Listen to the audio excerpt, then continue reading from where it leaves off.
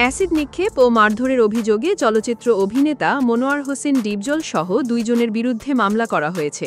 সিআইডিকে নির্দেশ দেয়া হয়েছে তদন্ত করে প্রতিবেদন দাখিলের।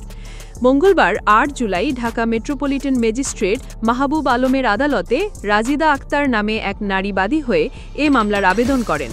এ সময় আদালত বাদীর জবানবন্দি রেকর্ড করে ক্রিমিনাল ইনভেস্টিগেশন ডিপার্টমেন্টকে তদন্ত করে প্রতিবেদন দাখিলের নির্দেশ দেন। বাদীপক্ষের আইনজীবী মুজাহিদুল ইসলাম এ তথ্য নিশ্চিত করেছেন।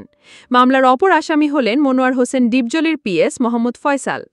এর আগে সাবেক প্রধানমন্ত্রী শেখ হাসিনা, স্বাস্থ্যমন্ত্রী সমন্তলাল সেন, অভিনেতা ও ব্যবসায়ী মনোয়ার হোসেন ডিপজল সহ ১৩৮ জনের বিরুদ্ধে হত্যা মামলা করা হয়েছিল।